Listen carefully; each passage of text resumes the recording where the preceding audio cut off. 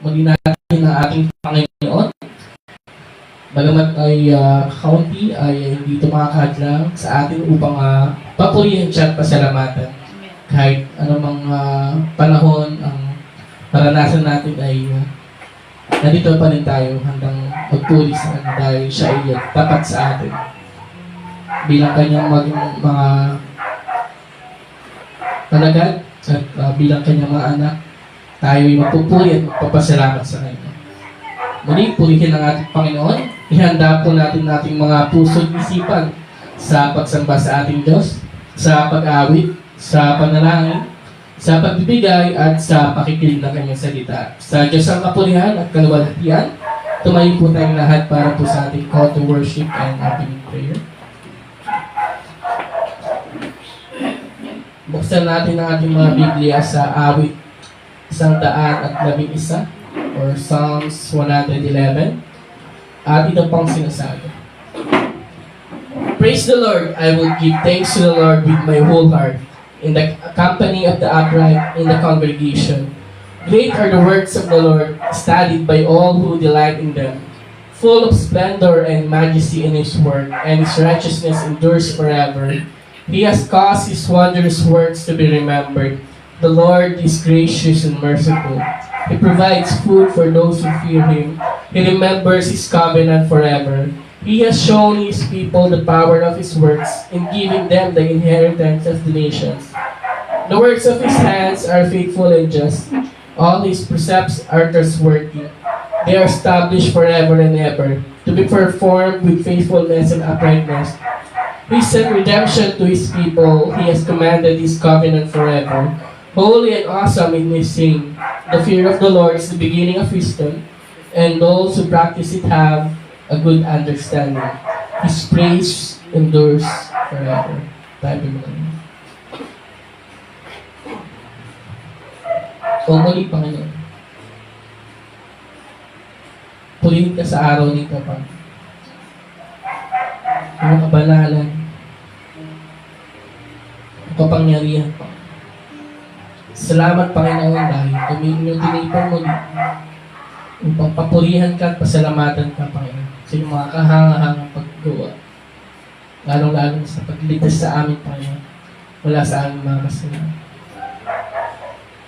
Dalangin namin, Panginoon, na sa araw nito, na tanging ikaw lamang aming papapurihan at pasasalamatan. Walang ibang makakahadlang sa amin, Panginoon, sa pagpupuri at pagpapasalamat sa inyo. Sapagkat ikaw ang aming Diyos at tagapagligtas. Ang aming Ama nasa langit. Siya nagbibigay gabay sa aming Panginoon. Dalangin namin, Panginoon, na sa araw nito, na inyong salita, Panginoon, siya pumungo sa aming mga puso at isipan, upang mas lalo ka nang kilalanin pa pang magbubuso. Makita yung kagandahan, yung paggilagilalas sa mga gawa ko. Muli, Panginoon, kami nagpupuri at nagpapasalamat sa inyo dahil kayo ang nag-iingat sa amin sa araw-araw. At siyang mag-iingat sa amin muli, Panginoon, hanggang sa inyong muling pagbabalik ni Yesu Cristo na aming Diyos at tagapagligtas. Salamat, Panginoon. Muli ito ang aming dalangin sa pangalan ni Jesus na aming Diyos at tagapagligtas. Amen. So ngayon po ay dadako na po tayo sa ating community singing. Inanayahan ko po ang lahat upang umawit ng papuri at pagsamba sa ating Panginoon. Sa pangunguna po yan ng ating music team, sabay-sabay po natin itaas sa pangalan ng ating Panginoon.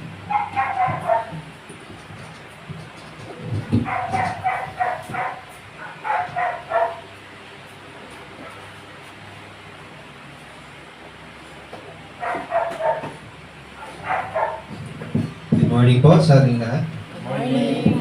Psalm 111 verses 1 to 3 says, Praise the Lord, I will give thanks to the Lord with my whole heart, in the company of the upright in the congregation.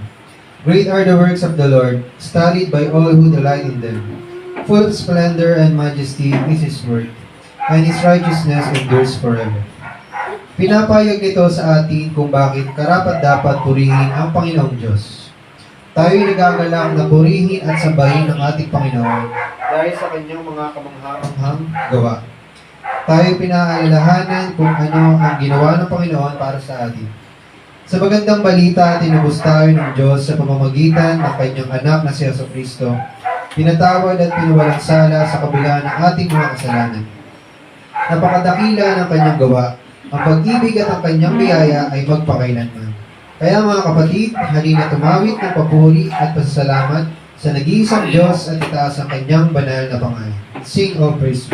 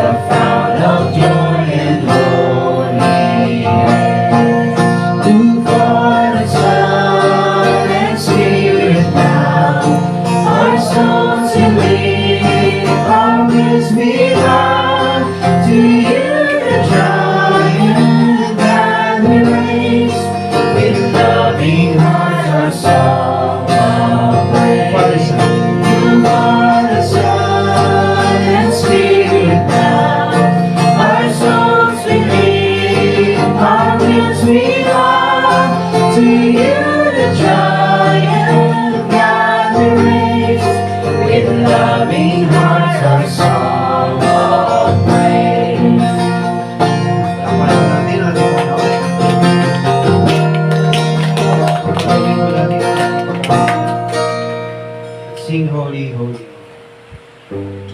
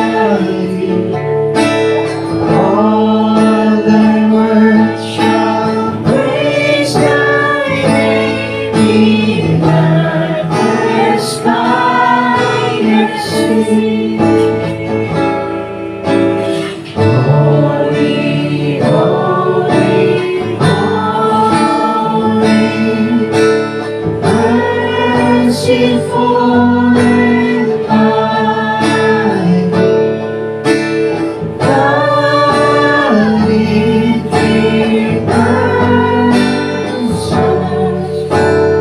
blessed Trinity.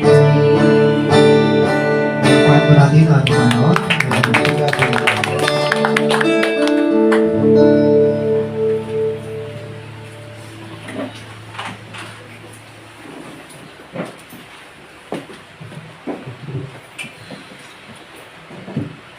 Ngayon naman po ay tatako po tayo sa ating pananalangin. So, may matatanggap tayong mga prayer requests doon po sa ating group chat. Meron po bang nais na umabot sa ating prayer list? Okay, kung wala, sige po. Ipikit po natin ang ating mga mata at tumulog tayo sa ating Panginoon. Let's pray. Loving Heavenly Father, we thank you once again for this special day that you have granted us so we can gather in your presence and bless your name in song, in the ministry of giving, and the listening of your word. We pray, dear Lord, that as we worship you today and as we minister to one another, we ask, dear Lord, that you would be glorified in our midst.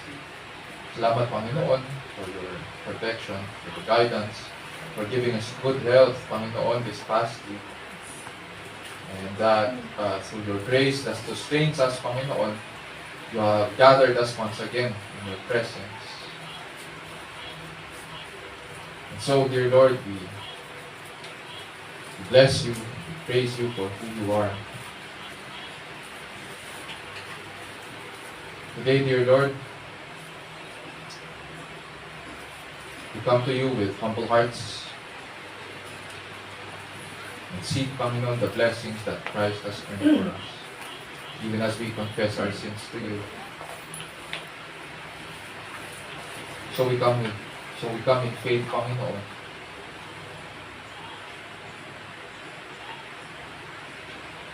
That just as Christ,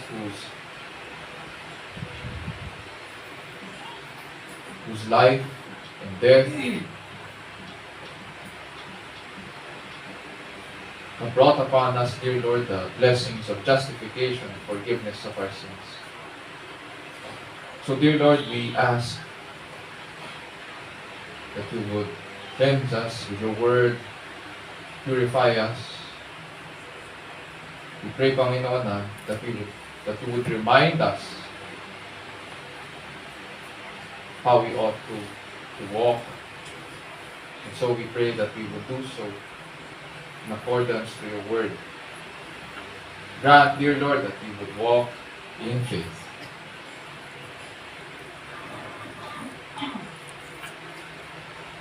Dear Lord, we also remember our country, the Philippines, at mga leaders namin. We ask that you would grant wisdom sa kanila as they perform, Panginoon, their duties and responsibilities. May they do so, Panginoon, with faithfulness and integrity. We pray against corruption and abuse of authority. We also ask that as they go about, Panginoon, yung mga day-to-day transactions nila in government, that just as our brothers and sisters in government continue to teach your word sa kanilang mga studies, so we pray, dear Lord, that your word be seen in their lives and in how they transact, Panginoon, to the people. We pray that as you grant them wisdom, we pray that this would be seen sa mga decisions that they make. And so we pray that they would lead our country, dear Lord, through this crisis that the world is facing now. post-pandemic, post-COVID. We pray that you would also grant that the people, Panginoon,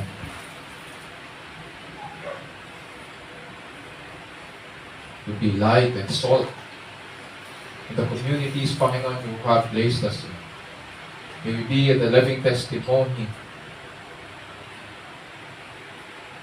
of the truth that our God saves, that He renews our hearts,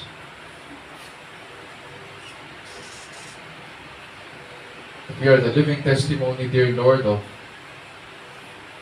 the fruit of the good news, and that Christ continues to gather His people to this very day until He returns. So we pray, dear Lord, that you would grant boldness in our hearts as we continue, Panginoon, sa ministry that you have given us. May we be faithful in going and making disciples of all nations, baptizing them in the name of the Father, and of the Son, and of the Holy Spirit, teaching them to obey all that you have commanded to us, while holding on to the promise that you will be with us until the end of the age. And so grant, dear Lord, that we would remember these things that you have taught us, and that we would minister, dear Lord, in your name.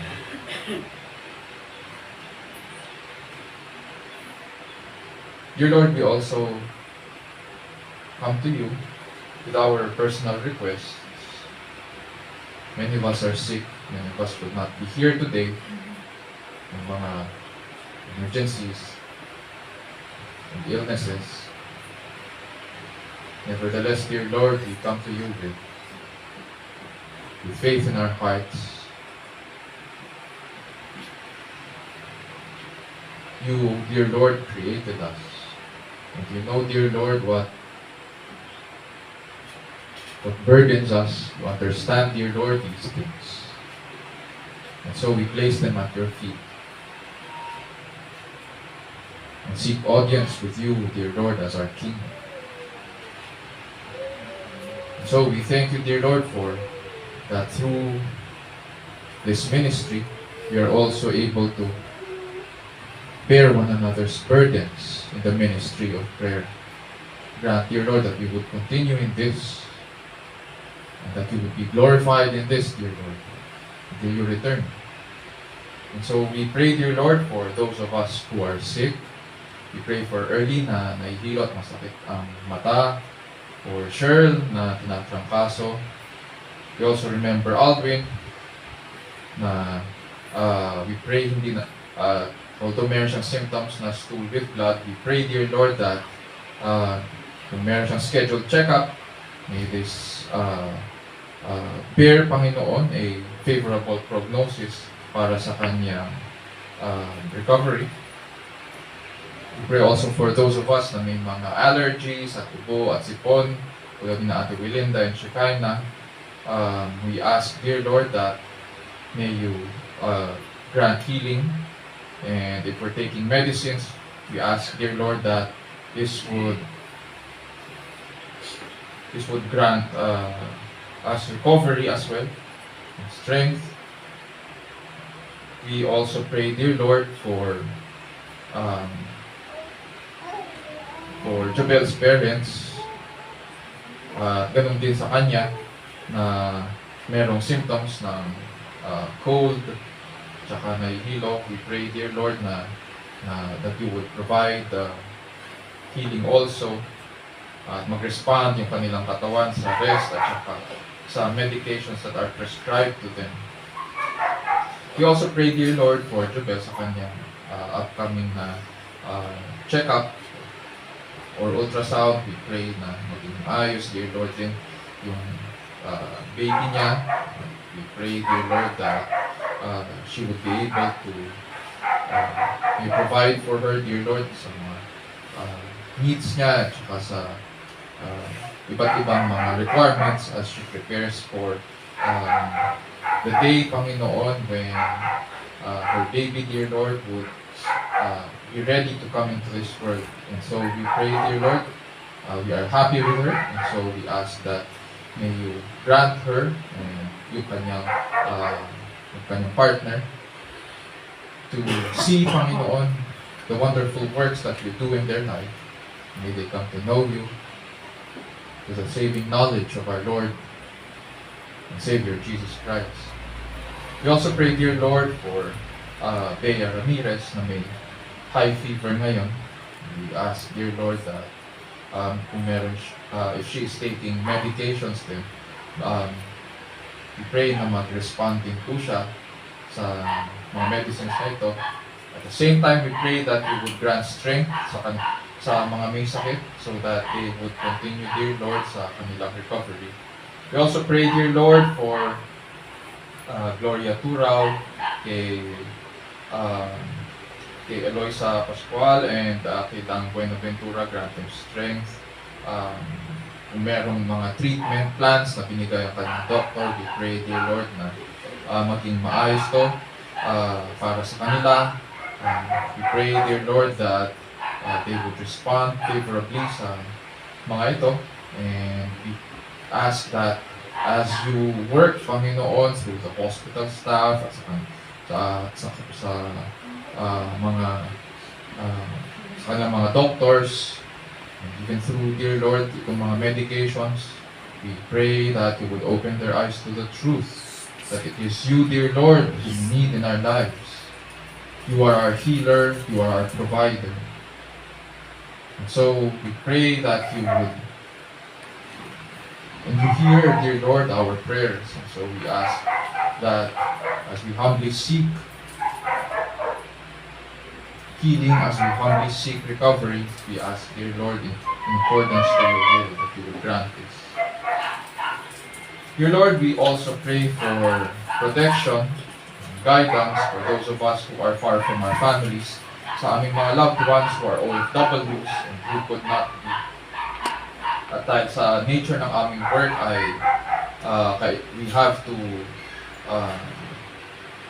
stay, Panginoon, sa locations ng work namin or on-site. We also pray, dear Lord, for Kuya Nato sa Batangas ngayon. So we ask for your guidance to be upon him as well.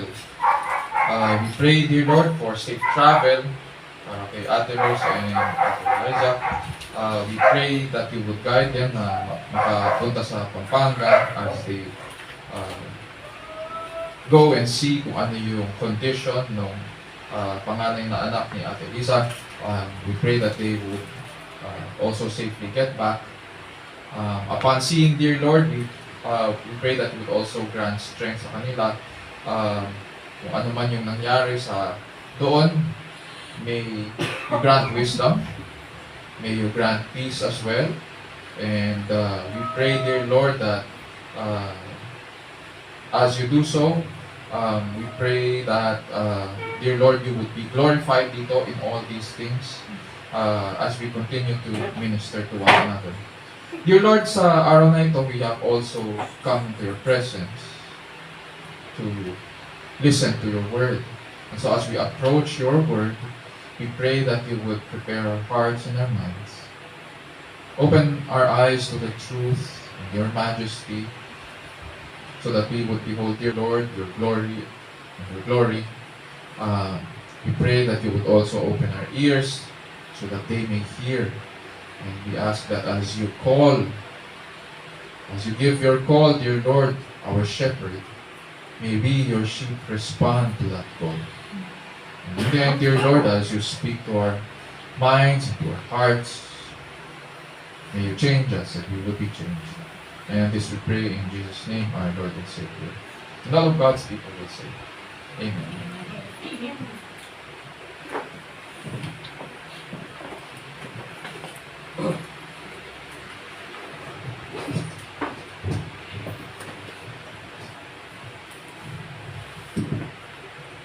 Ngayon po ay dadako na po tayo sa pagbasa ng salita ng Diyos na magmumula sa Romans chapter 1 verses 14 to 17 at chapter 5 verse 6 to 11.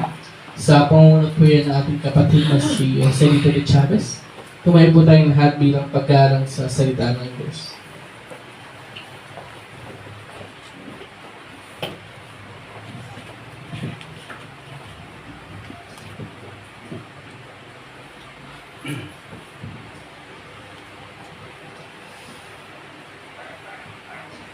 Basahin po natin ang salita ng Diyos na bumula po sa aklat ng Romans chapter 1 verses 14 to 17.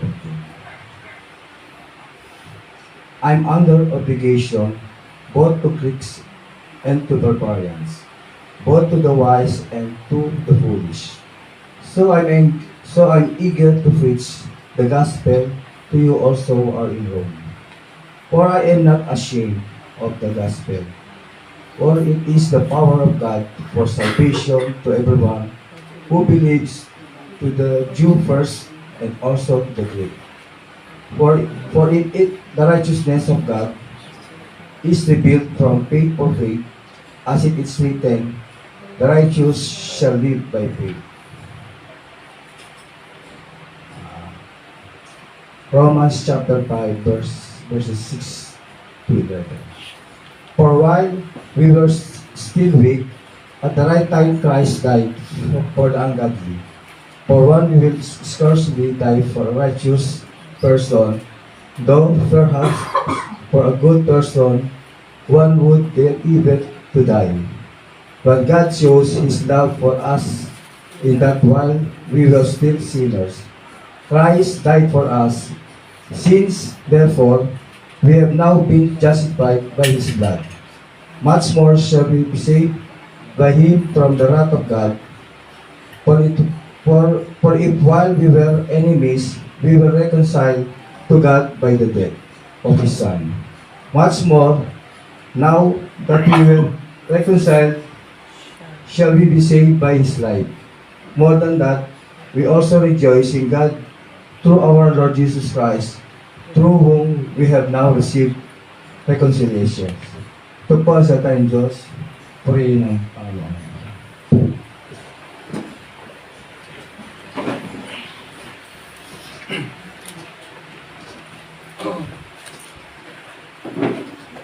Ang salita ng Diyos ay katotohanan at ito'y kinapinasihan. Nagtuturo ito ng katotohanan tungkol sa ating Diyos. At ito rin ay nagsasaway at nagtutuwid sa bawat pananampalataya.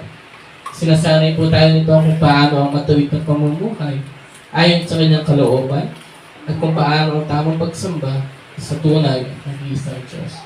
Ayon po yan sa 2 Timothy chapter 3 verse 16 to 17.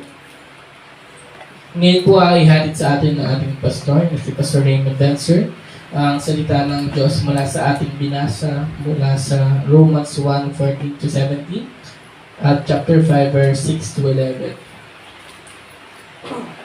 Nawang banal ng Spirit po siyang kumilos at tumulong sa atin sa araw ito upang makita natin ang kagandahan at kadakilan ng kanyang salita, ang ebanghelyo ng ating Diyos at tagapagligtas na si Jesu Cristo.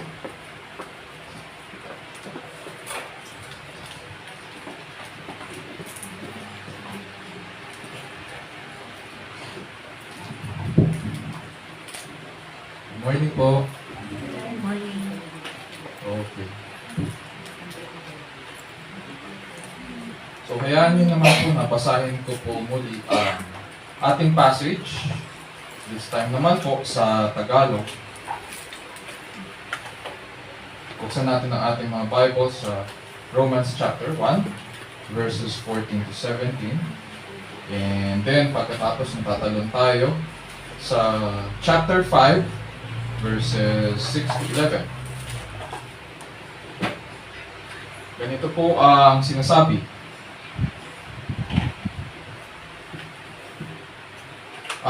Sa chapter 1, verses 16 to 14 to 17, ganito po ang sinasabi. May pananagutan akong mangaral sa mga Griego at sa mga barbaro, sa marunong at sa mga mangmang.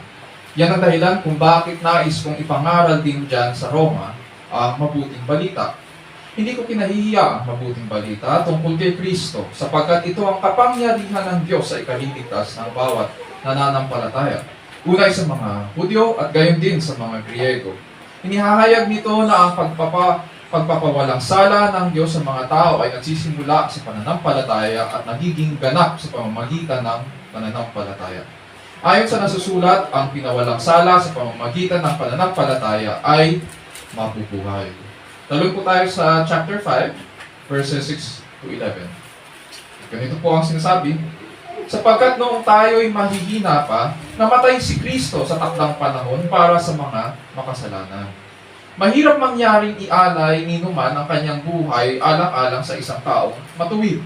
Bagamat maaaring may mga has na gumawa nito alang-alang sa isang mabuting tao. Ngunit ipinadama ng Diyos ang kanyang pag-ibig sa atin nang mamatay si Kristo para sa atin noong tayo'y makasalanan pa. At ngayong napawalang sala na tayo sa pamamagitan ng kanyang dugo, lalo ng tiyak na maliligtas tayo sa poot ng Diyos sa pamamagitan niya.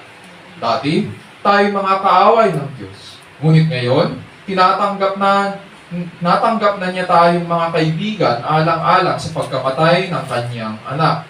Kaya, tiyak ang pagkaligtas natin sa pamamagitan ng pagiging buhay ni Kristo. Hindi lamang ito, nagagalak tayo at nagpupuri sa Diyos sa pamamagitan ng ating Panginoong Hesukristo sapagkat dahil sa Kanya ay tinanggap tayo ng Diyos na mga kaibigan niya. Ito po ang salita ng Panginoon, purihin ang Diyos. Nasa last installment na tayo ng ating message series na The Gospel, the Power of God for Salvation to everyone who believes. And in our journey for the past 5 weeks, I hope na mas lalo nating naintindihan ang lalim at lawak ng Ebanghelyo. At ngayon, ang pag-uusapan naman natin, ang pag-aaralan naman po natin, ay ang bunga nito sa buhay natin at ang bunga nito sa buhay ng Iglesia. Sino sa atin ang nakapanood ng movie na The Pursuit of Happiness? Yung kay Will Smith. Ang gumanap sa pangunahing tauhan na si Chris Gardner, si Will Smith, isa po siyang salesman doon and iniwan po siya ng kanyang asawa. Tapos kinik out pa siya sa kanyang apartment ng kanyang landlord at nag-iisa siya ngayong pinalalaki ang kanyang anak na lalaki. Dahil hindi naman siya laging mayroong transaction or benta. Siyempre, day-to-day lang ang kanyang provisions, no?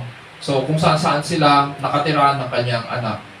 And sa gitna nitong matinding dagok ng buhay, makikita sa kanya ang optimism at drive para maabot yung tinatawag na American Dream. Pag pinag-usapan ng American Dream, ang makita ito sa kanilang philosophy na life, liberty, and happiness. Yun yung tinatawag nilang American Dream. Sabi niya po sa kanyang aklat at dito rin sa pelikula, sabi ni Chris Gardner, find something that you love. Something that gets you so excited, you can't wait to get out of bed in the morning. Forget about money. Be happy. So, ang tanong dito ay, agree po ba tayo or disagree? Let's have a raise of hands. Sinong mag-agree sa sinabi ni Chris Gardner?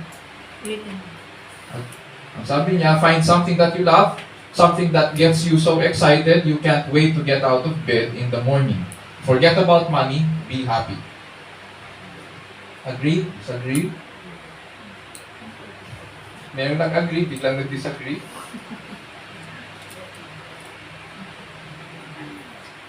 Yung movie na ito ay inspirational. So, ang tanong ay, recommended ba? Go ahead.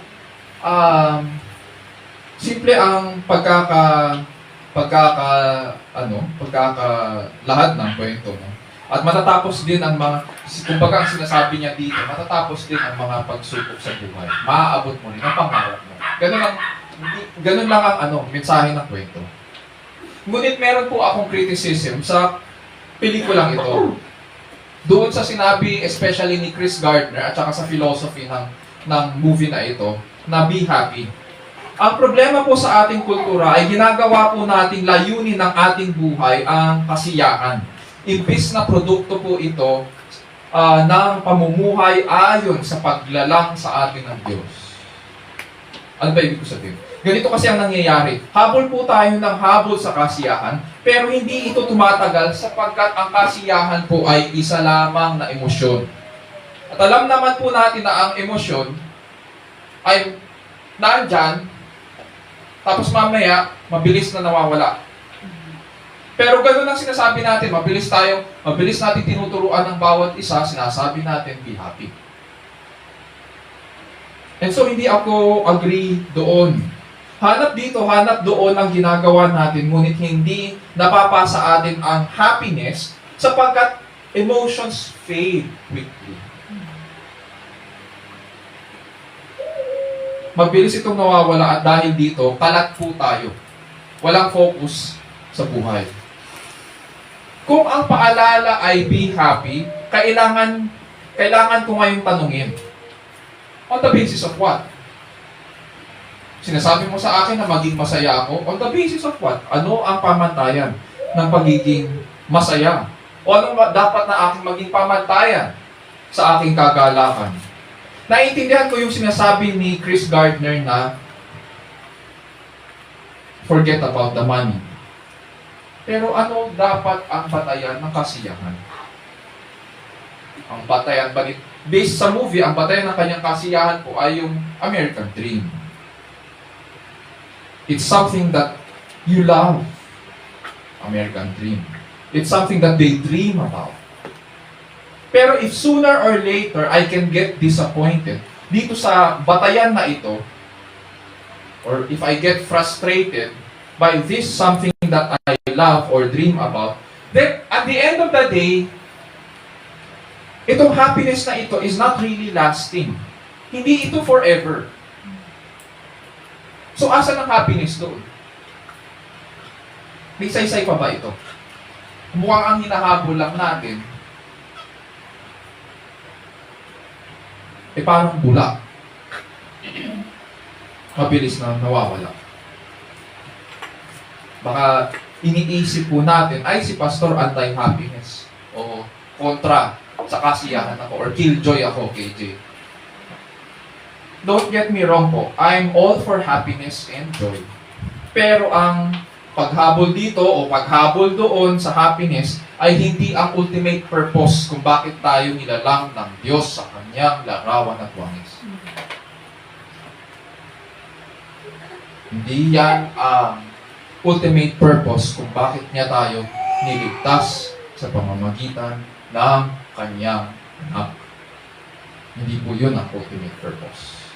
Ang title po ng ating message sa umagang ito mula sa Romans chapter 1 verses 14 to 17 at saka chapter 5 verse 6 to 11 ay Who is my ultimate joy? Who is my ultimate joy? At doon pa lang sa title, more or less meron na tayong hint kung saan patungo ang ating sermon. Hindi ko sinabi na what is my ultimate joy, kundi who is my ultimate joy. It is a person. Sa scriptures, pinapahayag sa atin na ang lakbayang Kristiyano, simula sa buhay na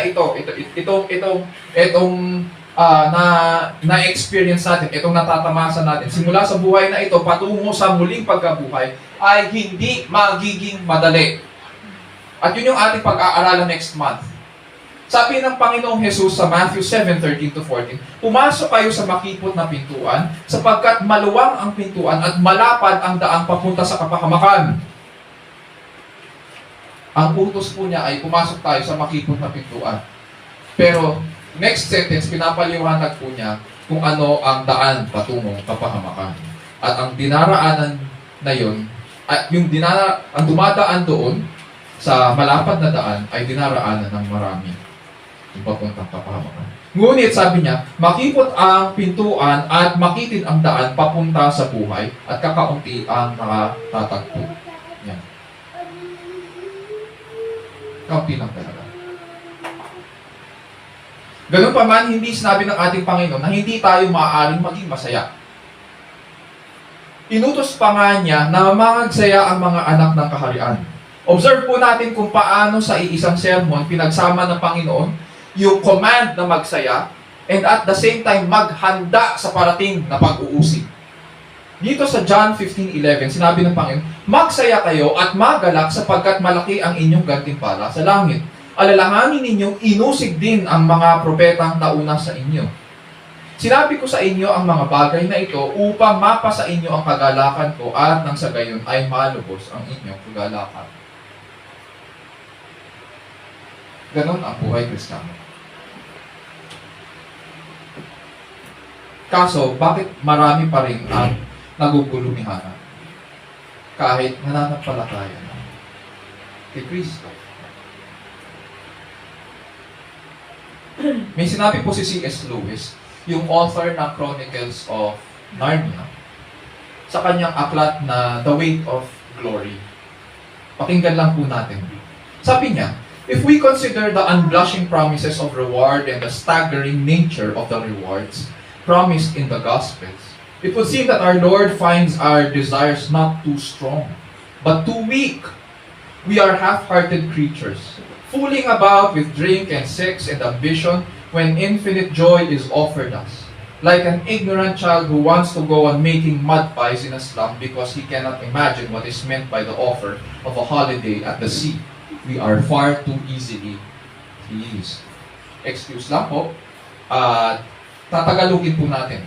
Pag tinagalog po natin, kaya ako nag-excuse me dahil medyo matapang ang magiging dating. Ganito po ang maririnig po natin kapag sinalin po natin ito sa Tagalog.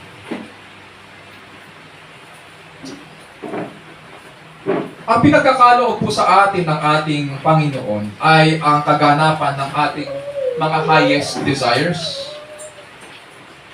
at yung ultimate purpose kung bakit niya tayo nilalang sa kanyang larawan at wangis at niligtas. Natulad sa isang napakasayang bakasyon, ganon ang inilaan niya para sa atin. Pero baliwala sa atin yon. Dahil mas gusto nating maglaro, maglokohan at gumulong-gulong sa tinaihan ng kalabaw o sa putikan o sa pambuyan. Ganon tayo. In previous weeks po, pinag-aralan po natin, daanan lang natin yung pag-aaral natin sa message series. Tinanong natin in week 1 kung ano ang Ebanghelyo. Ito ang kapangyarihan ng Diyos sa ikaliligtas ng bawat nananampalataya. And in week 2, tinanong natin, bakit ba mahalaga ang Ebanghelyo? Alam natin na ito ang kapangyarihan ng Diyos sa ikaliligtas ng bawat nananampalataya. Mahalaga ngayon ang Ebanghelyo dahil pinakikilala nito sa atin na may Diyos. At nagsasakdal siya ng katuwiran mula sa tao sa bawat isa sa atin, ngunit pinili nating lapastanganin ang kanyang pangalan. Kung kaya't nanganganib tayo mapahamak sa kahatulan. Week 3. Pinag-aralan natin ang requirement ng Diyos para sa ating kaligtasan. Na ang hiling ng katarungan ay matuwid na gawa. Kaso hindi natin ma-meet yung pamatayan na yun. At siningil ito ng Diyos sa kanyang anak. Siya ang tumanggap ng hatol na dapat para sa atin. Hindi pwedeng sabihin natin na ang Diyos nagpatawad, kung kaya na Diyos na magpatawad, ba't hindi niya gawin? Ang Diyos ay tuwid, hindi tiwali. Kailangan ma-meet ang requirement po ng katuwiran ng Diyos. Sabi nga ni Pablo, diba, in it the righteousness of God is revealed from faith to faith. Just as it is written, the righteous shall live by faith. So yun ang requirement ng Diyos, katuwiran, para matugunan ang hiling ng katarungan. And in the fourth week, last week, tinanong natin, who is God rescuing? Sino ang mga objects of salvation? Answer, ang bawat nananampalataya kay Kristo, unay sa mga Hudyo at gayon din sa mga Griego. So hindi lamang mga Hudyo na nakakakilala kay Kristo o kumikilala sa Kanya, ganun din sa mga Griego.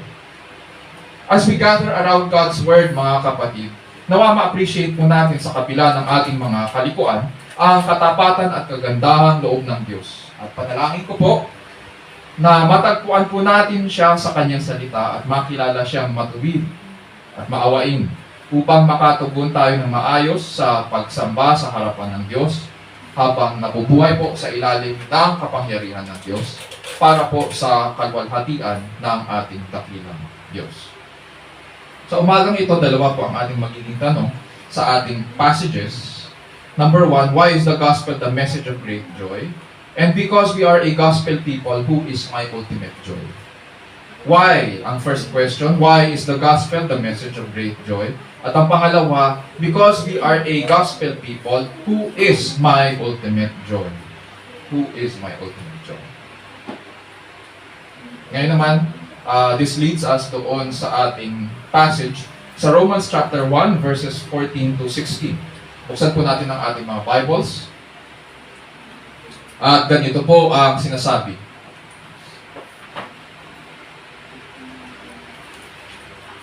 Sabi ni Apostle Pablo sa verses 14 to 16, I am under obligation both to Greeks and to barbarians.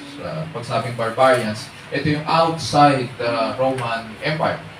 Nag-uusap kami ni Kyle kanina tungkol sa pinag-aralan nila sa world history at kung paano bumagsak ang Roman Empire. Tinuro sa kanila ng kanilang professor o ng kanilang teacher kung sino itong mga barbarians at sila yung later on naging reason ng downfall ng Roman Empire. So, sabi ni Pablo dito, I am under obligation both to Greeks and to barbarians, both to the wise and to the foolish. So for my part, I am eager to preach the gospel to you, also who are in Rome. So sinasabi dito ni Pablo sa verse 14 ay, may tungkulin siyang ipahayag ang ebanghelyo hindi lamang sa mga Griego, pati na rin sa mga nasa labas ng imperyo. Hindi lamang sa mga marurunong, pati rin sa mga hindi nakapag-aral. So for my part, sabi niya, I am eager to preach the gospel to you also who are in Rome. I am not ashamed of the gospel, for it is the power of God for salvation to everyone who believes, to the Jew first and also to the Greek. So dito pinapaliwanag ni Pablo kung sino ngayon ang recipients ng gospel, ng kanyang ministry. At habang sinusulat ni Apostol Pablo ang liham para sa mga taga-Roma, kasalukuyan pong nagkakagulo yung church. Nagkakagatan po yung mga miyembro, yung mga Hudyo at mga Hentil. Nag-aaway sila at iisa lang ang tanong sa kanilang isipan, maliligtas baga ang tao kung tatalima siya sa kautusan ng mga Hudyo? Kasi yun ang ini-insist ng mga Hudyo. Kailangan kayo magpatuli, kailangan kayong sumunod sa mga kautusan ng mga Hudyo para matanggap kayo sa kaharian ng Diyos. So dito sinisettle ngayon ni Pablo etong issue nila. And in seeing this, Paul exposes them yung kanyang desire, yung kanyang heart. He tells them, I am under obligation both to Greeks and to barbarians, both to the wise and to the foolish. So for my part, sabi niya, I am eager to preach the gospel. Eager to preach the gospel. Ramdam natin ang kanyang excitement. Pag tinagalog natin ito, makikita natin na nasisiyahan siya. Ganado siyang ipangaral ang ebanghelyo. To Greeks, to barbarians, to the wise, to the foolish, both to the Jews and to the Gentile. Ganado siyang ipangaral ito. At the same time, he sees the urgency rin. Meron ding urgency ito. Kailangan niya pumunta sa Roma, pumunta doon sa community in Rome para makapag-minister sa mas madaling panahon. Ang question mark sa ating isipan, and siguro pag in-apply na rin natin sa ating mga buhay. Number 1, bakit ba nagagalak si Pablo na ipahayag sa kanilang magandang balita? That's one. Pero, in extending yung application nito sa atin, siguro ang tanong sa atin, ako ba ay nagaganap na ipangaral din ang Ebanghelyo? Maririnig ba ito sa akin sa aming tahanan, sa aming household, sa aming mga pamilya? Naririnig ba ito sa aking bibig?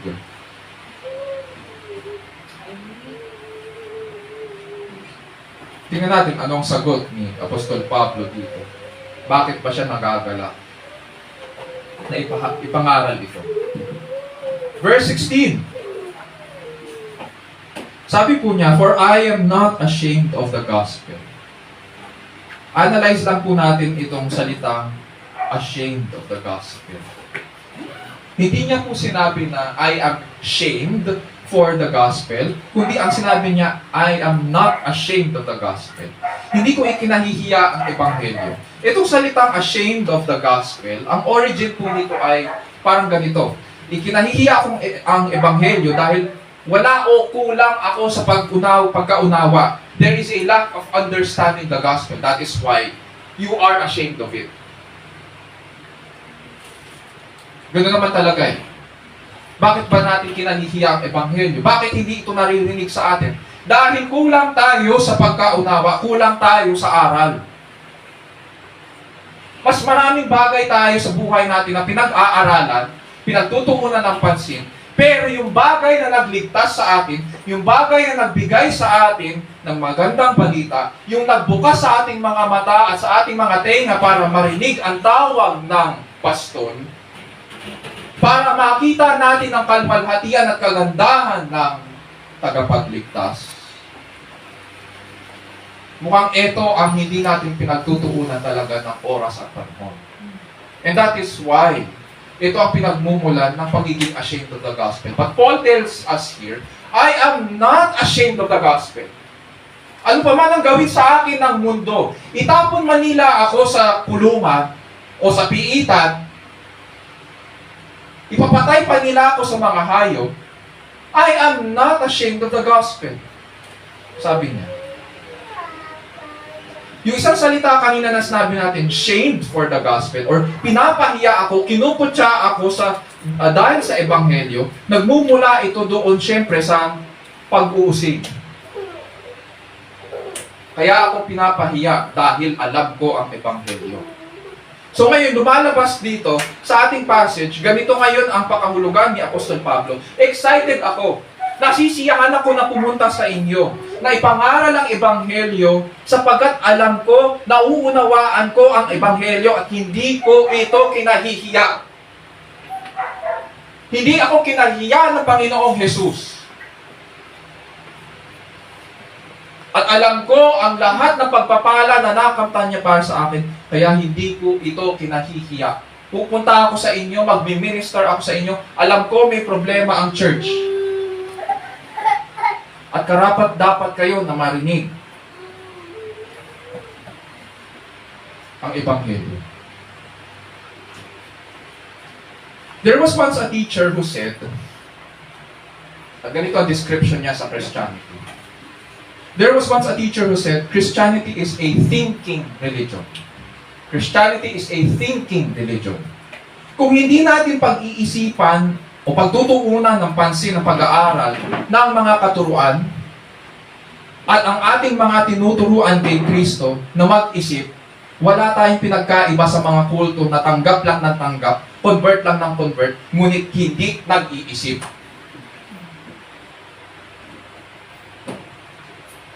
Lagi kong sinasabi sa mga estudyante ko, maririnig nyo rin ito sa akin ngayon. Dahil tungkulin ko po na mangural. Nais ko pong sabihin, ang inyong pastor po ay nag-aaral. Because Christianity is a thinking religion. It is anti-ignorance. Hindi tinotolerate ng faith ang ignorance.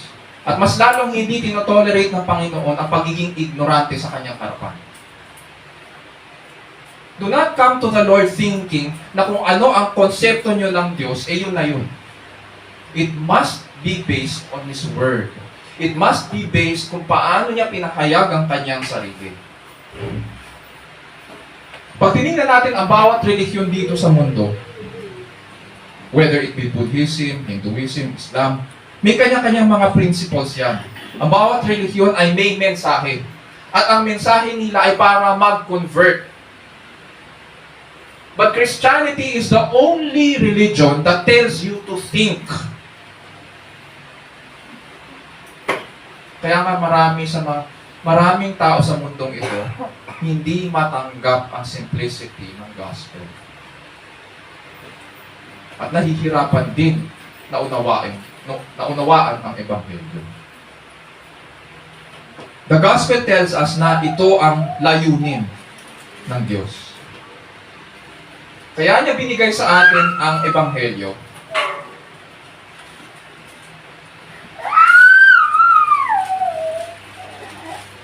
ay hindi para mag-convert. Hindi para mag-convert. And therefore, hindi natin objective na mag-convert din. Madali po mag-convert. Ayaan mo lang sa church, mag-indoctrinate ka lang, yun na yun. Pero ang hinihiling sa atin ng Panginoon ay gumawa ng mga alagad, gumawa ng mga disipulo, yung susunod sa Kanya, yung magiging tapat sa Kanya. At yun yung pinakamahirap. Kasi hindi lang sapat yung sasabihin, punta ka sa church, ilang beses ka na nandito. Hindi ganun. Ang hinihingi po sa atin ay yung binago ni Kristo at magiging tapat sa Kanya. Hindi po layunin ng Diyos na mag-convert. Sabi niya, di ba? Go and make disciples of all nations. Hindi natin, dahil ang ating boss, hindi niya objective ang gumawa ng converts. Ganon din tayo. Hindi sapat sa atin ang convert. Kaya nga hinahanap natin ang bunga sa kanilang buhay. Hinahanap natin na nag-uugat sila. Nag-uugat ang salita sa kanilang mga buhay. Namumunga sila. Ang layunin ng Diyos ay magligtas ng mga nananampalataya kay Kristo. Nagliligtas ang Diyos. Salvation is from the Lord. Hindi convert. Salvation ang pinag-uusapan dito. One time meron po, namatayan, tinanong po ako. Ang namatay po yung kanyang kapatid. Nakakalungkot man. Pero, ang kiniklaim nitong kausap ko, nakakilala siya sa Panginoon. Sabi niya, nakakilala siya. So, ang problema niya ay kung nakakilala pa rin daw yung kapatid niya at kung nasaan yung kapatid niya. Sinagot ko, nakapag-minister ka ba sa kapatid mo? Sabi mo, kapatid mo. So, nag-minister ka ba sa kanyang gospel? Ang sagot niya sa akin, nag-church naman siya, pumupunta siya dito sa iba't ibang church, patalon-talon ka. Nag-aaral naman daw. Doon ako medyo, sharp ako pagdating sa mga ganyang klaseng mga salita na Christian naman daw, pumupunta sa iba't ibang church, nag-aaral naman. Hindi niya sinagot ang aking tanong kung nag-minister siya sa kanyang kapatid. So sabi ko, hindi ka sigurado kung nakarinig ng ebanghelyo yung iyong kapatid. Sa makatuwid. Hindi ka sigurado kung naintindihan niya na si Hesus Kristo ang tanging daan.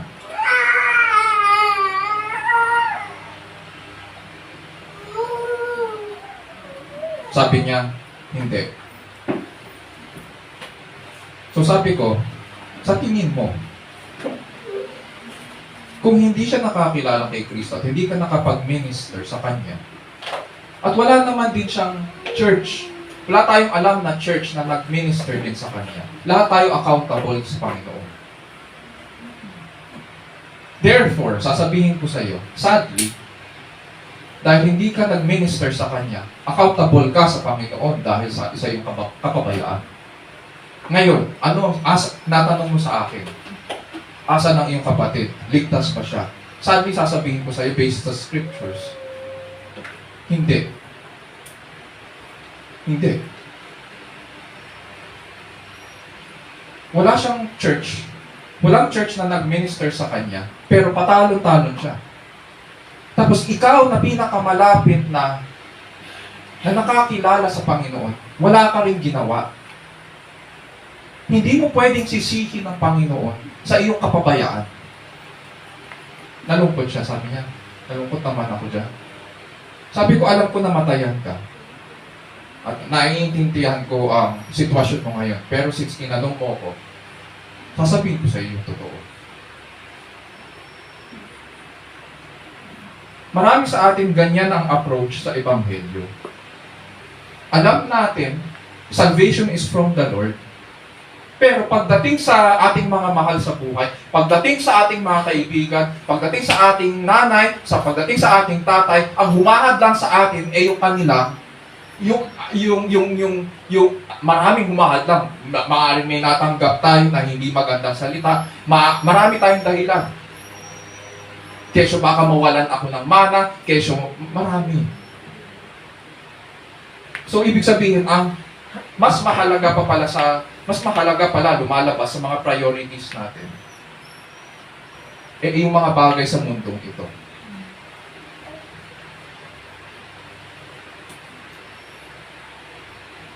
Pero hindi natin nakita kay Pablo. Sabi niya, pagmamadali ako, pupunta ako dyan. Excited ako na pumunta sa inyo. At ipangaral sa inyo magandang balita. Ito ang dahilan at nagagalak siya. Ang Ebanghelyo, ang mensahe na nagbibigay ng walang hanggang kaligtasan. First point. Ang tanong natin ay, why is the gospel the message of great joy? First point. So verses 14 to 16. It is the message that God gives eternal salvation to believers in Christ. It is the message that God gives eternal salvation to believers in Christ. Punta naman tayo sa Romans 5, 6 to 10.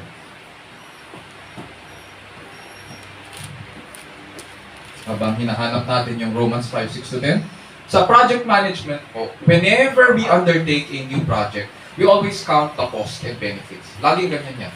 Pag may bagong project, pag may bagong activity, laging kailangan natin i-count yung cost at saka benefits. Tinitignan natin kung magkano yung gagastusin, magkano yung ilalabas na funds, at tinitignan natin kung ano ba yung magiging balik nung pag-invest doon sa kung construction man yun o kung anumang paggagastusan nun. It is always good news na makikita natin sa ating mga computations that benefits outweigh the costs. Sa Ebanghelyo ni Kristo, may halagang binayad po ang Ama para dumaloy ang lahat ng pinangakong pagpapala sa atin. Uulitin ko. Salvation is free, but there is a cost. It has value. It is not cheap. Tingnan natin. Sa chapter 5 verses 6 to 8, ganito po ang sinasabi ni Pablo. For while we were still helpless, at the right time Christ died for the ungodly. For one will hardly die for a righteous man, though perhaps for the good man, someone would dare even to die. But God demonstrates His own love toward us in that while we were yet sinners, Christ died for us. Dito sa verses na ito, Paul paints a very grim and sad picture of man. Sabi dyan, while we were still helpless. May helplessness ang tao. Sa Tagalog, ang ginamit, mahihina. Pero itong helplessness na ito, impotence ang pinag-uusapan. Walang kapangyarihan na iligtas ang sarili. Walang kapangyarihan para mamatay para sa kanyang sarili o tubusin ng kanyang sarili. Bakit daw tayo mahihina, sabi ni Pablo? Why were we helpless hanggang saan ba umabot itong kasalanan natin? Tingnan natin yung lawak at lalim ng ating helplessness. Sa Romans chapter 3 verse 10, ganito po ang sinasabi ni Pablo. Urong lang tayo ng konti bago tayo para maintindihan natin itong sinasabi niya sa Romans chapter 5. Urong lang tayo sa Romans chapter 3 verse 10. At sinasabi po niya dito, gaya ng nasusulat, walang matuwid, wala kahit isa. Sabi niya, gaya ng nasusulat. Sapagkat, kaya niya sinabi ito dahil may reference siya sa Old Testament. Ang pinatutukuyan niya dito ay ang Psalm 14 at saka Psalm 53. Nakasulat po doon, walang matuwid, wala. Wala kahit isa. Walang nakakatalastas, walang humahanap sa Diyos. Nabasa natin sa Romans chapter 1 na kilala natin ang Diyos. Kilala ng tao ang Diyos. In so far as sa kanyang pinahayag ukol sa kanyang kalwalhatian, ukol sa kanyang katarungan at katuwiran. Pero sa ating pagkilala sa Kanya, hinahanap pa siya. Dito sa Romans chapter 3, lumalabas, kahit na ganun ang Kanyang pahayag sa atin, hindi natin siya hinahanap. Therefore, ibig sabihin, apektado po ang ating isipan dahil sa ating kasalanan. Dahil ang laman ng ating isipan, ang laman ng isipan ng tao ay kasalanan, pinanawan po siya ng karunungan. There is none who understands. Therefore, there is none who seeks God. Dahil sa karumihan ng kasalanan, apektado ang ating pag-iisip, apektado ang ating diwa. Tuloy natin. Romans 3:12. Sa verse 12. Punta tayo. Proceed. Silang lahat ay nagsilihis, magkakasamang nawalan ng kasaysayan. Walang gumagawa ng mabuti, wala kahit isa. Ang nagsasalita dito yung sumulat ng Psalm 14 at saka 53. Kaya parang patula siya. Silang lahat ay nagsisilihis, magkakasamang nawalan ng kasaysayan, walang gumagawa ng mabuti, wala kahit isa. Dahil po ang ating pag-iisip ay may bahid na ng kasalanan, lumalabas ito ngayon sa ating mga gawa. At kung hindi sasawatain ng Diyos ang tao, together, they have become worthless. Worthless. Tuluyan nating sisirain ang ating mga buhay sa kasalanan. And therefore, there is none who does good. There is no one, not even one. Tuloy tayo sa verse 13 and 14. Ang kanilang lalamunan ay isang libingang bukas, nagsigamit ng daya sa pamamagitan ng kanilang mga dila. Ang kamandag ng mga ulupong ang siyang nasa ilalim ng kanilang mga labi. Ang kanilang bibig ay puno ng panunumpa at ng kapaitan. Sinabi po ng Panginoong Jesus, one time in His sermons, out of the abundance of the heart, the mouth speaks. Out of the abundance of the heart, the mouth speaks. Dahil ang puso ng tao ay puno ng kasalanan, lumalabas ito sa ating bibig. Ang lalamunan daw natin dito sa Romans chapter 3 ay para raw libingang bukas. Kapag binuksan ba ang libingan, ano ang nakikita natin? Buto? Ano ba? Malinis ba?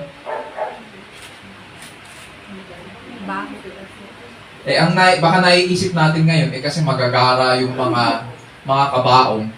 Hindi yun ang ibig ko sabihin. Noong unang panahon, pag nilibing mo ang tao, kahoy lang. Tapos pag binuksan mo yun, ano makikita mo? Bangkay, di ba? Minsan, may mga insekto pa.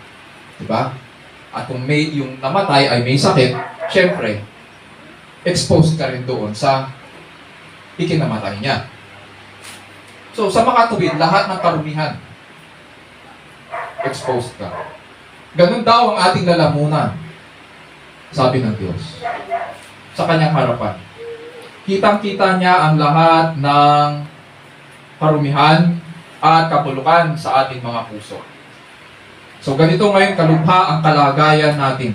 Nagsigamit ng daya sa pamamagitan ng kanilang mga dila, ibig na magsabi ng totoo, ng bubudol. Diba? Uso yan. So kung itatranslate natin ito ngayon sa salita natin, sasabihin, puro kabudol. Nagsisigamit ng daya sa pamamagitan ng kanilang mga dila. Ang kamandag ng mga ulupong ang siyang nasa ilalim ng kanilang mga labi. Ang kanilang bibig ay puno ng panunumpa at ng kapaitan.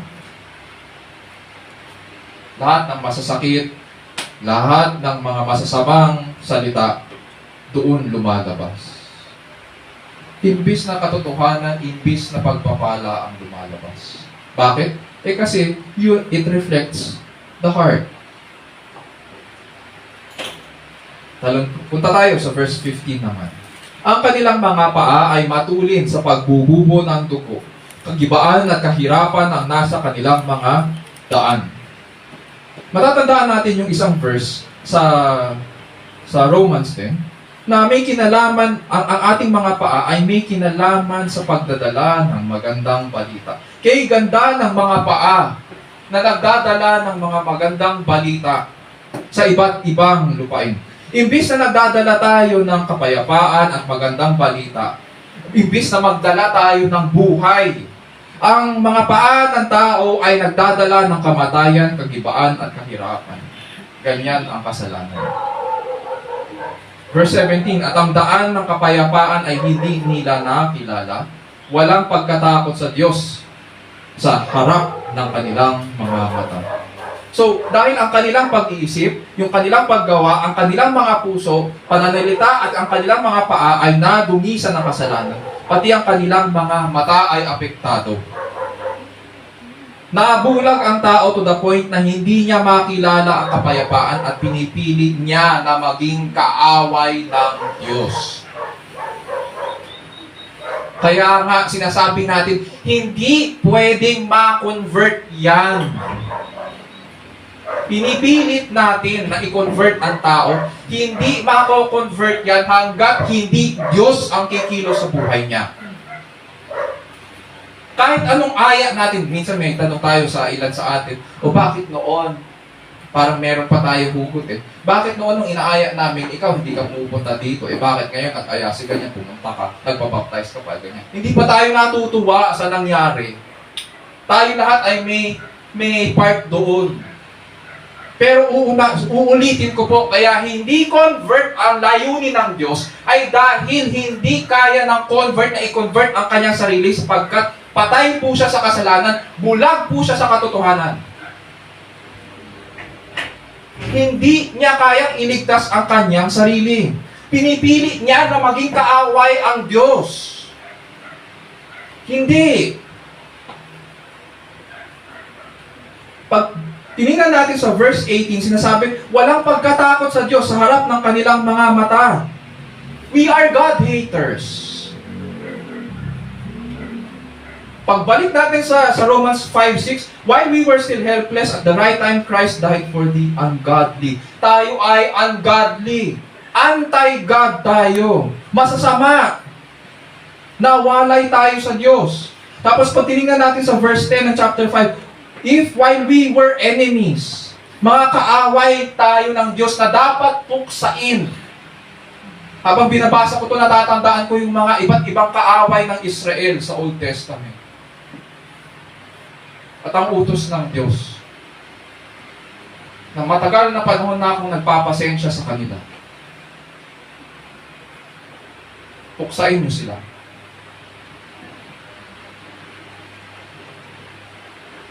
Tingin natin okay lang. Binabaliwala po natin ang babala na napupuot ang Diyos sa lahat ng uri ng kalikuan at kasamaan. At ang sinasabi natin, we think God is all glad with us and we are not really that bad.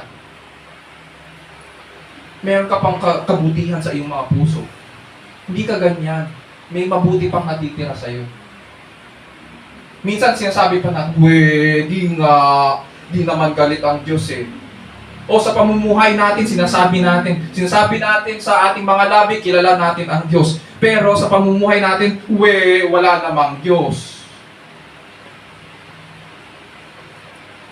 Ganyan ang attitude ng tao sa Diyos. At kung iiwan niya tayo sa ating mga kasalanan, ganito tayo mamumuhay sa lupa. Sa kanyang kagandahang loob sa ating pinadala ng Ama ang Anak, upang siya ang mamatay para sa mga tulad natin, mga masasama, mga kaaway. And as a demonstration of God's love, Christ died for you and me. Balikan lang po natin ulit ang Romans chapter 5 verses 6 to 8. Sinasabi ni Pablo sa verse 6, sapagkat nang tayo ay mahihina pa ay namatay si Kristo sa kapanahunan dahil sa mga masasama. Si Kristo ay namatay. Tayo yung mga masasama. At pinadala siya ng Ama para mamatay. Para kanino? Verse 7, sapagkat ang isang tao ay bahagya ng namatay or bahagya ng mamatay dahil sa isang taong matuwid. Bagamat dahil sa isang taong mabuti, marahil ay may mangangahas mamatay. Ang problema po sa atin, wala po sa ating matuwid. Wala rin sa ating mabuti sa harapan ng Diyos. Wala. Hindi tayo katanggap-tanggap. Kung susumahin ang problema natin, hindi tayo qualified dito sa verse 7. Verse 8, datapwat, ipinagtago, datapwat, yun yung magandang salita doon. Datapwat, sabi niya, ganun pa man, ipinagtago bilin ng Diyos ang kanyang pag-ibig sa atin, na nang tayo'y mga makasalanan pa, si Kristo ay namatay dahil sa atin. Nung tayo lugmok na lugmok sa kasalanan, nung tayo'y lubog na lubog, walang kapag-apag-asa, inhandog ng Diyos ang kanyang anak. Hinandog niya ang kanyang anak in historical past para hindi na tayo magbayad pa sapagkat di naman natin talagang kayang bayaran ang ating pagkakautang sa Diyos. Ito yung reality for us, God's people. The righteous ones who continue to believe. Wala na tayong utang. Wala tayong kailangang bayaran. Wala tayong kailangang patunayan sa harapan ng Diyos. Kaya nga sinasabi natin na libre ang kaligtasan, ngunit may halaga ito. Salvation is free, but it is not cheap. God paid the price to give us new life in Christ. At dahil sapat at ganap ang ginawa ni Kristo, tinanggap ito ng Ama na kabayaran para sa ating mga kasalanan. At binuhos sa atin ang pagpapala ng kaligtasan. Chapter 5, verses 9 to 10. Sinasabi dyan, much more than, higit pa, lubha pa, sabi niya, ang biyaya ng Diyos. Much more than having now been justified by His blood, we shall be saved from the wrath of God through Him, through Jesus Christ. For if while we were enemies, we were reconciled to God through the death of His Son, much more having been reconciled, we shall be saved by His life. Higit pa raw ang biyaya ng Diyos sa atin sa Panginoong Jesus. Tayo raw ay napawalang sala. Absueldo na ang ating kaso, ibinilang pa tayong matuwid. Pinakipagkasundo sa Diyos, hindi na tayo kaaway ang tingin sa atin at binigyan pa tayo ng panibagong buhay. Saan ka makakarinig? Kahit anong justice system sa mundong ito, hindi maibibigay sa iyo ito. Kaya nga Diyos lang ang just and justifier of those who have faith in Christ. Kaya nga, sinasabi natin, there is security of salvation in Christ. And because of this, we are blessed. We are happy. The gospel people are a happy people. We are a happy people. Pero dito po ba natatapos si Pablo? Hindi. Kanina sinabi po natin na may urgency and joy si Pablo sa pagpapahayag ng Ebanghelyo sa mga Hudyo at sa mga Hentil. Ano kaya ang nakita niya sa Ebanghelyo na lubha niyang kinagalak? It's not justification and it is not reconciliation. Oo, yun ang blessings. Pero at the center of the good news, at the center of the message, of this happy message from God, marami sa atin nakafocus doon sa blessings. Si Pablo hindi. At the center of the good news, what makes the good news so good is this. Verse 11. Sabi niya, and not only this, but we are also exalt in God through our Lord Jesus Christ. Kanino daw siya nasisiyahan? Kanino daw siya nagagalak? Kanino siya nagbibigay ng kanyang papuri? Nagagalak naman sa Diyos sa pamamagitan ng ating Panginoong Jesucristo. Na sa pamamagitan niya, itinamo natin ang pagkakasundo. Through Him, we have received the reconciliation. Yun pala. Yun pala ang dahilan ng kanyang kagalakan. Natumbok niya, ito ang dahilan ngayon ng ating kagalakan. Ito ang dahilan kung bakit tayo nagbubunyi. Nawalay tayo sa Diyos dahil sa ating mga kasalanan. Dahil kay Adan, nawalay tayo sa Diyos dahil sa ating mga kasalanan. Ngunit inilapit tayo ni Kristo sa Diyos. Ever since the beginning, ito na ang layunin ngayon ng Diyos. Tinatanong natin kanina, ano ba ang nagbibigay ng kasiyahan? Bakit hindi dapat habulin ng kasiyahan na as if yan ang layunin ng aking buhay? Ito ngayon ang layunin ng buhay. Kapag tinignan natin ang Genesis, balik tayo sa simula, kung paano likain ng Diyos ang mundo at lalangin ng tao sa kanyang larawan at wangis, kapag binalikan natin ang kanyang pagpapala, ang kanyang tipan sa sanlikha, iisa lang ang pinapahayag ng Scripture. Nilalang tayo ng Diyos upang maging malapit sa Kanya. Upang masiyahan tayo sa Kanya. Yun lang. Upang maging malapit sa Kanya at masiyahan tayo sa Kanya. Bakit ba bumaba si Jesus? Bakit kailangan niyang ilapit tayo sa Ama? Sapagkat yun naman talaga ang layunin. Bumaba siya upang ilapit ang kanyang sarili sa atin sa pamamagitan ng buhay at kamatayan ng kanyang anak. Si Kristo, ginawa niya ang hindi ginawa ni Adan. Inayos niya ang pagsasama natin sa Diyos. Ibinalik niya tayo sa piling ng ating mapagmahal na manlilikha. Therefore, what makes the good news good? What is our ultimate joy? Verse 11, Christ is the good in the good news. He is our ultimate joy. As we draw this series to a close, take comfort mga kapatid, because there is hope for you and me in Christ. It is because of Him and His work in life and death that makes the good news the good news. Siya ang pamamaraan ng Diyos upang ipagkaloob sa atin ang mga pagpapala ng kaligtasan. Ang pagpapawalang sala at pagbibilang na matuwid, ang pakikipagkasundo sa Diyos at kaloob ng bagong buhay upang di na tayo mawalay pa sa unang nagmahal at patuloy na nagmamahal sa atin. Truly, the gospel is the power of God for salvation of everyone who believes. Isapuso natin ang mga bagay na ito at iukot po natin ang ating sarili sa tapat at dakilang Panginoon. Tayo na lang. Our dear Lord, we thank you for your word as it ends our message series on the gospel. We pray, dear Lord, that you would continue, that this would continue to take root in our hearts. We pray, dear Lord, that we would also take nourishment from it. Continue to remind us, Panginoon, of these wonderful truths and your promises that you have given your people, so that we might have hope and happiness,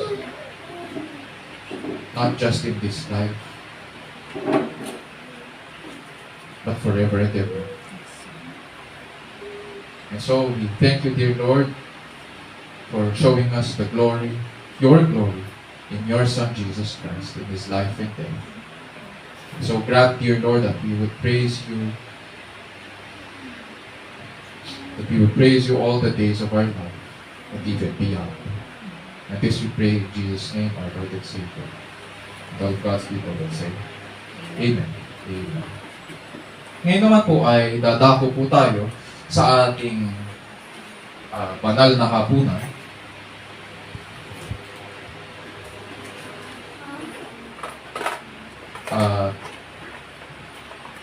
Bago tayo mag-participate, ay nais ko po munang basahin ang kahalagahan nito sa buhay ng bawat isa at sa buhay ng church.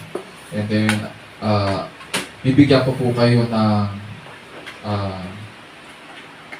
siguro few minutes para lumapit sa Panginoon, para suriin ang ating sarili sa kanyang harapan bago mag-participate. And then tatawagin po natin si Kuya Oweng at saka si Brother Ronel para tulungan tayo sa pag-distribute ng mga elemento. After which, sabay-sabay po natin na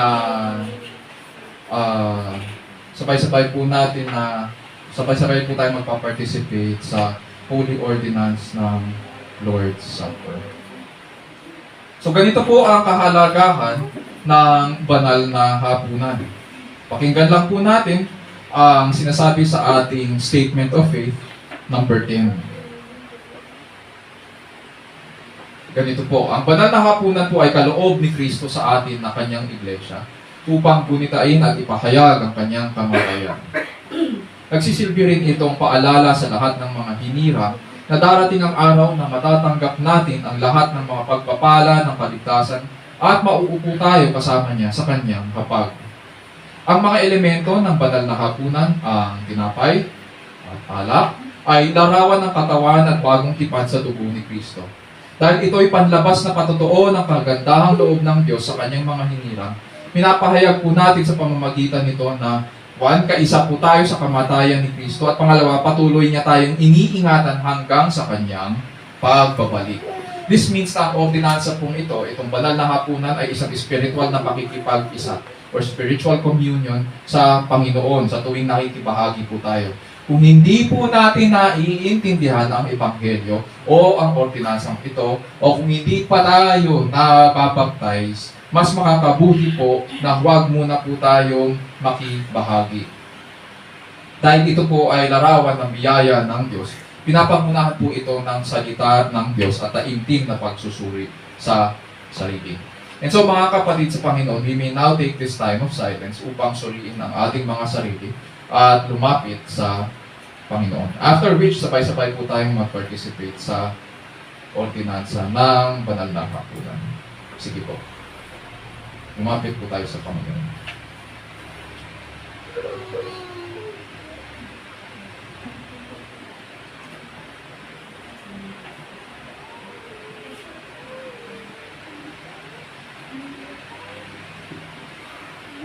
Our dear Lord, we thank you that you have gathered us once again in your presence to partake of the elements of the bread and the wine that you have taught us to do whenever we remember you.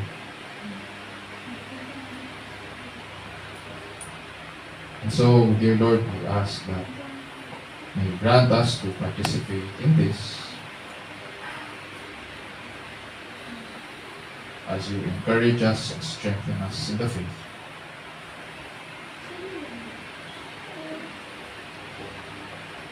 As you teach us, Panginoon, through this ordinance, that your body was broken for us, and that your blood is the blood of the new covenant that was shed for your people. So we pray, dear Lord, that we would also be reminded of how you sustain us, how you strengthen us in the faith, that we may remain in you until you return. And so we also pray, dear Lord, for our brothers and sisters who could not be here. We pray, dear Lord, that you would be with them and grant, Panginoon, that we would be able to minister to them as well. And so, we thank you for this ministry. Grant that we would be faithful in this until you return. And this we pray in Jesus' name, our Lord and Savior. Amen. Amen. Sige po, tawagin po natin si Brother Ronel at si Kuya Owen para sa pag-distribute ng element. Tumayo po tayong lahat.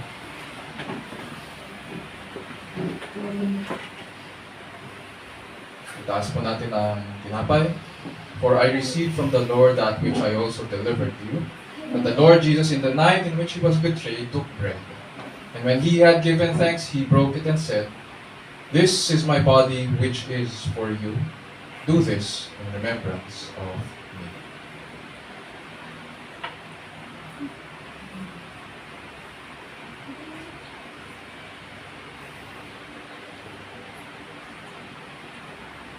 Taas po natin ang sarong. In the same way, he took the cup also after supper, saying, "This cup is the new covenant in my blood. Do this as often as you drink it in remembrance of me."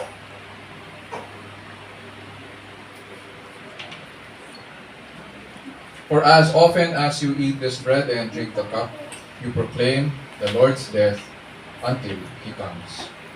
Let's pray. Dear Lord, we thank you that you have granted us to participate once again in this ordinance, to remember you, to be able to proclaim your death until you return. And so grant, dear Lord, that we will continue in this, and that through this as a church, dear Lord, we can also proclaim what you have done, the good things that you have done for your people. And so may you be glorified, Panginoon, through the ministry that you have entrusted to us. And this we pray in Jesus' name, our Lord and Savior. Amen. Amen.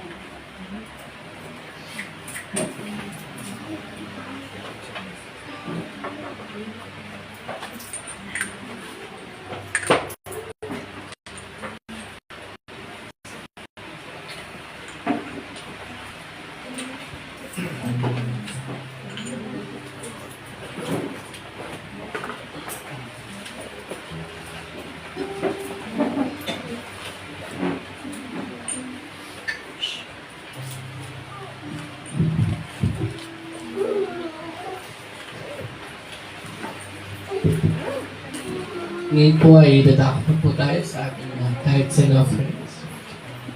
Buksan po natin ating mga Biblia sa 2 Corinthians chapter 9, verse 12 to 15. Ito pong sinasabi. For the ministry of this service is not only supplying the needs of the saints, but is also overflowing in many thanksgivings to God. By the approval of this service, they will glorify God because of your submission that comes from your confession of the gospel of Christ, and the generosity of your contribution for them and for all others, while they long for you and pray for you because of the surpassing grace of God upon you. Thanks be to God for His inexpressible gift.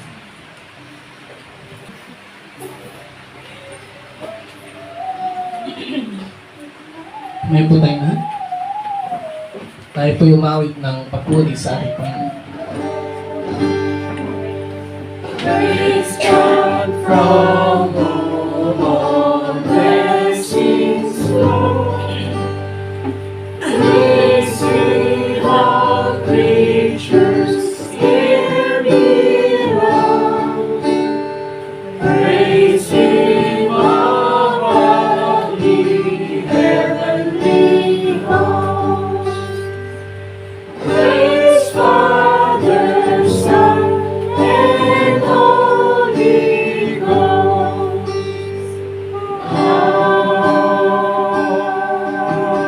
Amen. Tayo po na. Ang muli aming Panginoon, aming Diyos amang nasa langit. Purihin ka at pasalamatin ka. Salamat Panginoon sa iyong salita na aming napakinggan. Salamat Panginoon dahil sa kabila ng aming kahinaan Panginoon. Nakita niyo ang kagandahang loob ang iyong pag-ibig sa amin. Nagbigay niyo ang kaisa-isa ng anak na si Jesucristo. Siya nagbayad ng aming mga kasalanan. Siya nagbigay ng katuwiran sa amin sa inyong harapan. Salamat Panginoon.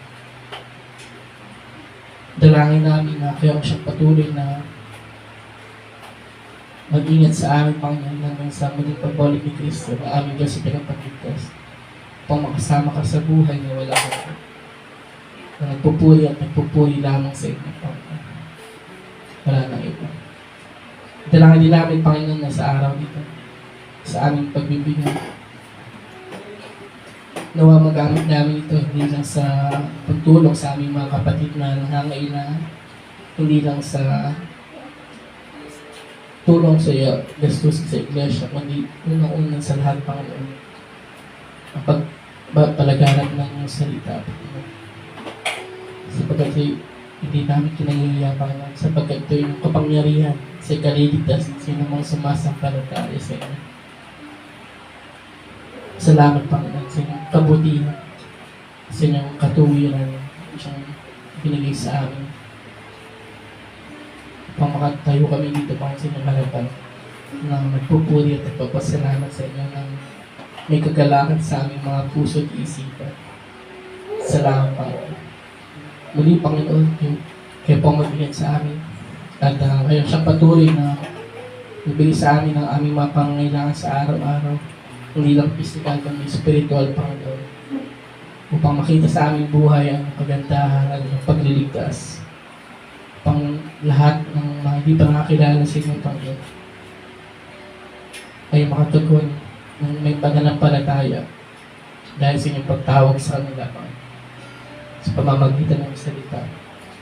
Muli itong aming dalangin sa pangalan ni Jesus, sa aming Diyos at tagapagligtas. Amen. Manatili po tayo nakatayo para po sa ating closing and benediction.